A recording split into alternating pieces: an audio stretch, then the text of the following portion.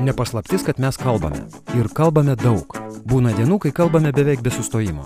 Būna ir taip, kad jums kalbant telefonu kas nors kitas nori jums prisiskambinti. Galbūt tai net labai svarbus skambutis ir jums visai nebūtina jo praleisti. Įjungę paslaugą skambučio laukimas, galėsite atsiliepti į antro pašnekovo skambutį, neprarasdami ryšio su pirmoju. Pokalbio metu būsite perspėti, jei kalbant telefonu jums paskambins dar vienas pašnekovas. Kol kalbėsite su antru pašnekovu, pirmasis lauks negirdėdamas jūsų vykstančio pokalbio. Įjungti arba išjungti paslaugą galima naudojantis telefono meniu. Jeigu telefono meniu nėra tokios funkcijos, paslaugą galima suaktyvinti telefono klavišais. Norėdami įjungti paslaugą, savo telefono ekrane surinkite žvaigždutę 43, grotelės ir spauskite skambinimo mygtuką. Paslauga išjungiama analogiškai, tik renkant kitą kombinaciją. Grotelės, 43, grotelės ir paspaudžiant skambinimo mygtuką.